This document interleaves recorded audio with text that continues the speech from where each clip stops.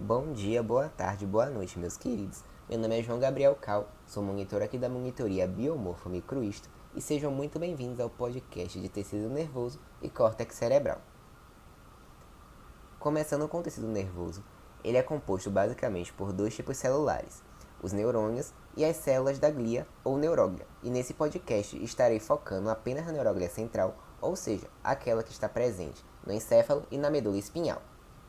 Acerca dos neurônios, tem-se que essa célula é a unidade funcional do sistema nervoso com funções de receber, processar e enviar informações. E os neurônios também são células altamente excitáveis, ou seja, se comunicam entre si ou com células efetoras usando linguagem elétrica, que são as modificações no potencial de membrana. E estruturalmente, a maior parte dos neurônios apresentam três regiões responsáveis por funções especializadas, que são os dendritos, o corpo celular e o axônio. Começando com o corpo celular, ele é o centro metabólico do neurônio, sendo responsável pela síntese proteica, pelo processamento da informação e também pela recepção de alguns estímulos, como nas sinapses axossomáticas. Como é nele que ocorre essa intensa síntese proteica, no corpo celular está localizado o núcleo, com seu nucleolo bem evidente, bem como o citoplasma, que nesse caso também é chamado de pericário, com as suas organelas que podem ser visualizadas em microscópio eletrônico. Porém, pelo microscópio óptico, é possível identificar dois importantes componentes desse corpo, que são os corpúsculos de início, que são grumos basofílicos de ribossomos e retículo endoplasmático rugoso, e o cone de implantação, que é uma região pobre em organelas, de onde parte o axônio, sendo utilizado como referencial para distinguir dendritos e axônio. E essas estruturas poderão ser melhor visualizadas aqui nessas micrografias. Nessa primeira, corada em hematoxilina e eosina, nós vemos aqui apontado pela seta um desses corpúsculos de início. E nessa outra, que é corada em cresil violeta, ela destaca justamente esses corpúsculos de início, como podemos ver aqui um deles apontado pela seta. E nessa última imagem conseguimos ver essa região pobre em organelas, de onde parte o axônio, que é o cone de implantação. E aqui superiormente nós conseguimos ver esses prolongamentos com corpúsculos de início, que são os dendritos. Dendritos esses que são prolongamentos mais curtos que o axônio e também ramificados, responsáveis por receber as informações de outros neurônios ou do meio externo, transmitindo esse impulso nervoso para o corpo celular. E além disso, os dendritos apresentam as mesmas organelas do pericário, ou seja, do citoplasma do corpo celular, inclusive os corpúsculos de início. Já o axônio é um prolongamento único e longo, responsável por transmitir a informação do corpo celular para outro neurônio ou para células efetoras, e o seu citoplasma apresenta algumas organelas não relacionadas diretamente à síntese proteica, como retículo endoplasmático liso, mitocôndrias e vesículas. E essa transmissão do impulso nervoso para outro neurônio ou para a célula efetora acontece através do terminal desse axônio, onde ocorrem as sinapses. Quanto à classificação, os neurônios podem ser classificados quanto à sua morfologia e quanto ao seu funcionamento. A classificação morfológica leva em conta os prolongamentos desses neurônios, dividindo-os em multipolares, bipolares e pseudounipolares. Primeiro, os neurônios multipolares apresentam vários dendritos e um axônio, correspondendo à grande maioria dos neurônios. E nessa micrografia, em impregnação metálica, nós conseguimos ver esses neurônios multipolares com os seus vários prolongamentos. Já os neurônios bipolares apresentam apenas dois prolongamentos, um dendrito e um axônio, estando presentes na retina, no neuroepitélio olfatório e no gânglio do nervo vestíbulo coclear, ou seja, o oitavo par craniano, no ouvido. E por fim, os neurônios pseudounipolares, que também ainda são chamados de unipolares, apresentam um prolongamento, que se bifurca em forma de T em dois ramos, um ramo periférico, que se dirige à periferia para formar a terminação nervosa sensitiva, atuando como um dendrito, e um ramo central, que se dirige ao sistema nervoso central, estabelecendo contato com os outros neurônios, atuando como um axônio. E eles estão presentes nos gânglios sensitivos. Além disso, durante a transmissão dos impulsos nervosos, o impulso passa da extremidade do prolongamento periférico para o prolongamento central, sem necessariamente envolver o corpo celular. Agora, sobre a classificação funcional, os neurônios podem ser divididos em sensitivos, motores e interneurônios. Os neurônios sensitivos ou aferentes recebem estímulos sensoriais em seus terminais dendríticos e conduzem os impulsos para o sistema nervoso central. Já os neurônios motores ou eferentes conduzem impulsos originados no sistema nervoso central para células efetoras, como músculos, glândulas ou outros neurônios. E os interneurônios, ou neurônios de associação, estabelecem a integração entre neurônios sensitivos e motores.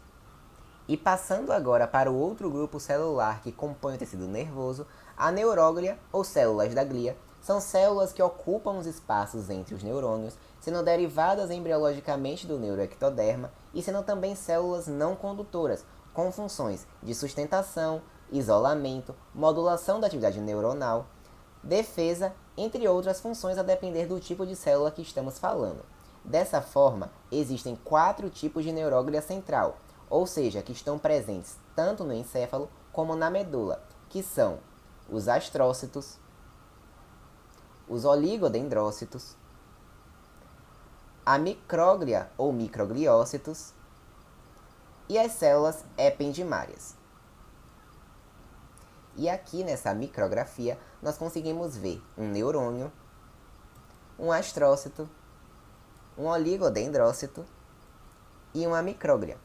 Mas você deve estar pensando, vixe João, é tudo muito parecido, como é que eu vou diferenciar cada uma dessas células? Calma que eu vou aprofundar as características de cada uma delas para você. Começando com os astrócitos, eles que são as maiores células da neuróglia e emitem inúmeros prolongamentos, e as extremidades desses prolongamentos sofrem uma expansão, formando os pés terminais ou pés dos astrócitos. E existem 2 tipos de astrócitos, os protoplasmáticos, que apresentam prolongamentos mais numerosos, curtos e ramificados e são predominantes na substância cinzenta, e os fibrosos, que apresentam prolongamentos menos numerosos, mais longos e retos e são predominantes na substância branca. E aqui nessa micrografia, com o uso de corante fluorescente, nós podemos ver um astrócito protoplasmático. E nessa outra, em imunohistoquímica, nós podemos ver os 2 tipos de astrócitos lado a lado. Aqui, o protoplasmático e aqui, um astrócito fibroso. E essas células desempenham diversas funções, sendo elas a sustentação dos neurônios, também compõem a barreira hematoencefálica, que tem como função proteger o sistema nervoso central de níveis flutuantes de eletrólitos, hormônios e metabólitos que circulam nos vasos sanguíneos, sendo essa barreira composta pelos pés vasculares dos astrócitos, pela lâmina basal do endotélio e pelas células endoteliais unidas por zônulas de oclusão, as quais vedam o espaço entre o endotélio do capilar contínuo, impedindo a difusão dessas substâncias. E aqui, nesse desenho de uma micrografia em impregnação metálica, nós podemos ver esses pés dos astrócitos apoiados nos vasos sanguíneos, formando essa barreira hematoencefálica. E nessa outra micrografia em imunohistoquímica, é possível ver um prolongamento desse astrócito envolvendo o vaso sanguíneo. Além disso, eles compõem a membrana pioglial, também formada pelos pés dos astrócitos, impedindo o contato da pia mater com as fibras nervosas. E esses pés também são responsáveis pelo isolamento dos neurônios, isolando mais especificamente as sinapses e impedindo a difusão de neurotransmissores para a excitação de neurônios vizinhos. Eles também recaptam neurotransmissores na fenda sináptica, fazendo-os retornar ao neurônio pré-sináptico, evitando a hiperestimulação do neurônio pós-sináptico e os disparos repetitivos. Além disso, atua no tamponamento espacial de potássio, haja vista que a membrana dos astrócitos é rica em bombas e canais de potássio, captando o potássio do espaço extracelular para dentro dos astrócitos, reduzindo a concentração de potássio extracelular para manter o equilíbrio eletrolítico do sistema nervoso central. Além disso, armazenam glicogênio, liberando glicose para os neurônios. Também ocupam áreas lesadas, tanto que quando ocorre uma lesão tecidual, esses astrócitos se proliferam por mitose, formando uma espécie de cicatriz de astrócitos na área lesada.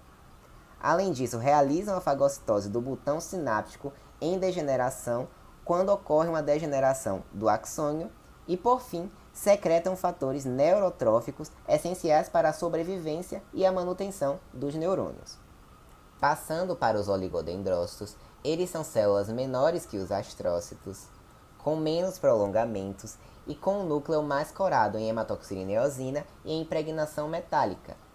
Nessas imagens aqui nós podemos ver esse núcleo do oligodendrócito mais corado em impregnação metálica e nessa outra ele menos corado em imunohistoquímica quando comparado a um astrócito, aqui apontado pela seta. E esses oligodendrócitos são divididos em dois tipos. Os oligodendrócitos satélites ou perineurais, que estão situados próximos ao corpo celular e aos dendritos, e os fasciculares ou interfasciculares, situados próximos às fibras nervosas ou axônios. E esses oligodendrócitos fasciculares são responsáveis pela formação da bainha de mielina no sistema nervoso central, já que no sistema nervoso periférico, essa bainha de mielina é formada pelas células de Schwann. E essa bainha de mielina é formada através dos prolongamentos linguiformes desses oligodendrócitos que se enrolam sobre o axônio, formando várias camadas concêntricas da membrana plasmática de oligodendrócitos, que é formada majoritariamente por lipídio, isolando eletricamente esse axônio e permitindo uma condução saltatória do impulso nervoso, isto é, de um nó de Ranvier, que são essas regiões não isoladas pela bainha e em contato com o meio extracelular, para o nó de Ranvier seguinte, e isso aumenta a velocidade de condução do impulso nervoso, porque só vai haver despolarização nesses nós. E vale salientar ainda que um axônio pode ter sua bainha de mielina formada por vários oligodendrócitos, bem como um oligodendrócito pode formar a bainha de mielina de vários axônios. E agora sobre a micróglia, ou microgliócitos, elas são as menores células da neuróglia, apresentam um núcleo pequeno e alongado e emitem poucos e esparsos prolongamentos. E aqui, nessa micrografia, nós conseguimos ver evidentemente esse núcleo mais achatado da micróglia. E essas células apresentam função fagocitária, removendo células mortas e defeituosas, detritos e também micro-organismos invasores do sistema nervoso. E ao entrar em contato com o antígeno, essas células aumentam seu núcleo e encurtam e espessam os seus prolongamentos para facilitar a fagocitose. E para concluir a neuróglia central, as células ependimárias são células cúbicas ou cilíndricas com cílios apicais, e elas apresentam uma função de revestimento dos ventrículos cerebrais, do aqueduto cerebral ou de Sylvius e do canal central da medula. Além disso, quando fazem parte do plexo coroide presente no teto do terceiro e do quarto ventrículo e na parede dos ventrículos laterais, elas também têm função de produção do líquor. E tanto nos ventrículos como no canal central da medula, esses cílios apicais movimentam o conteúdo licórico. E passando agora para a segunda parte do podcast, o tecido nervoso do cérebro é dividido em uma substância branca mais profunda e uma substância cinzenta mais cortical. E esse córtex cerebral é uma das partes mais importantes do sistema nervoso, porque a ele chegam impulsos nervosos provenientes das vias de sensibilidade, para que essas informações possam se tornar conscientes e possam ser interpretadas. E além disso, é dele que partem impulsos nervosos que iniciam e comandam os movimentos voluntários e impulsos relacionados aos fenômenos psíquicos. E esse córtex corresponde a uma fina camada de substância cinzenta que reveste a substância branca medular do cérebro. E essa substância cinzenta é composta por corpos celulares de neurônios, neuróglia, mais predominantemente astrócitos protoplasmáticos, oligodendrócitos e micróglia, e também é composta pelas fibras amielínicas. E quanto à sua estrutura, o córtex cerebral se distingue em dois tipos: o isocórtex, que sempre apresenta 6 camadas, e o alocórtex, que o número de camadas varia, mas é sempre menor que 6. E o isocórtex corresponde à grande maioria das áreas corticais, e por isso nós vamos nos aprofundar em cada uma das suas camadas. A primeira camada é a camada molecular, ou plexiforme, ela que é a camada mais externa e que está imediatamente abaixo da pia mater, sendo separada apenas pela membrana pioglial. E essa camada é pouco celularizada, ou seja, pouco densa. E aqui em hematoxilina e eosina, nós vemos essa camada mais clara, justamente porque ela é menos celularizada. E essa menor celularidade é devido à sua composição, na qual predominam-se as terminações nervosas de axônios que têm origem em outras áreas do córtex e na substância branca, caracterizando essa camada como uma região de muita sinapse. E além disso, também predominam as células horizontais ou de Kajal-Redzius, que são neurônios que, como o próprio nome já diz, apresentam dendritos e axônio horizontais. Aqui nessa ilustração, nós conseguimos ver essas terminações nervosas e aqui ilustrado de azul e apontado pela seta, as células horizontais ou de Kajal-Redzius. E aqui nessa micrografia em imunohistoquímica, nós conseguimos ver essa célula horizontal com seu prolongamento horizontal também. E além disso, nessa camada também há neuróglia. A segunda camada é a camada granular externa, cuja composição é predominantemente as células granulares ou estreladas, que dão nome à camada e são neurônios pequenos, presentes em todas as camadas, porém predominantes nas camadas granulares externa e interna. E além disso, possuem dendritos curtos e um axônio também curto e descendente, que faz conexão com neurônios vizinhos, caracterizando essas células como os principais interneurônios do córtex. E os seus dendritos fazem sinapse, sobretudo, com as fibras aferentes, que chegam ao córtex, ou seja, ainda são os principais interneurônios receptores, o que caracteriza as camadas granulares como as principais camadas receptoras, estando bastante desenvolvidas em regiões de aferência, como o córtex visual e o córtex auditivo. E aqui nessa ilustração, nós podemos ver apontada pela seta e ilustrada de roxa, uma célula granular com seu axônio descendente. E aqui nessa micrografia, em hematoxilina e eosina, todos esses pontinhos são núcleos de células granulares, com os seus dendritos fazendo sinapse com as fibras aferentes, aqui apontadas pela seta. Além disso, nessa camada também há neuróglia. A terceira camada é a camada piramidal externa, cuja composição é predominantemente as células piramidais, que dão nome à camada e são neurônios com corpo celular piramidal, presentes em todas as camadas, porém predominantes nas camadas piramidais externa e interna. E além disso, possuem um dendrito apical, que é mais longo e parte para as camadas superiores, onde faz sinapse. Também apresenta vários dendritos basais, que são mais curtos e se ramificam próximo ao corpo celular, e também um axônio descendente, que em geral penetra a substância branca e compõe as fibras eferentes, que levam informações do córtex, caracterizando as camadas piramidais como as principais camadas efetuadoras do córtex e estando bastante desenvolvidas em regiões de eferência, como o córtex pré-central. E aqui, nessa ilustração, apontada pela seta e ilustrada de laranja, nós podemos ver uma célula piramidal. E aqui, em hematoxilina e eosina, nessa micrografia, nós podemos ver várias células piramidais. Aqui nessas outras micrografias, em imunohistoquímica, nós conseguimos ver também várias células piramidais. E aqui, nessa da direita, nós podemos ver, inclusive apontado pela seta, um dendrito basal. E também, nessa camada, há a neuróglia. A quarta camada é a camada granular interna, que é a camada mais densa do córtex e cuja composição é a mesma da granular externa e também, assim como a granular externa, se caracteriza como a principal camada receptora do córtex.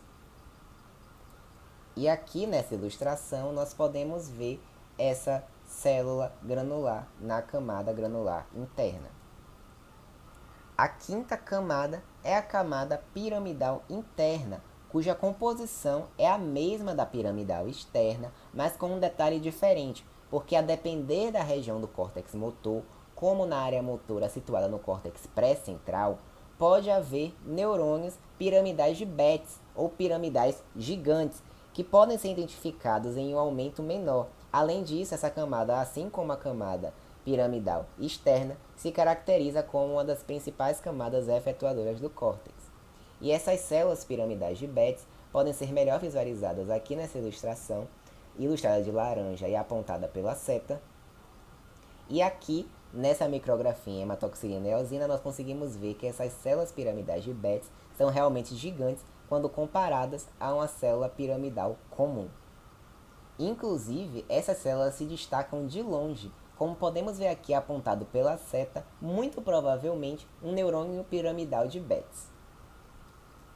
E a sexta e última camada é a camada fusiforme ou multiforme, ou também chamada de pleiomórfica, que é a camada mais interna e localizada imediatamente acima da substância branca.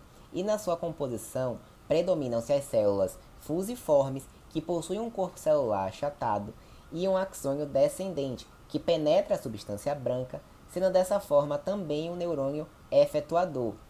E aqui nessa ilustração nós podemos ver, ilustrado de azul claro e apontado pela seta, essa célula fusiforme.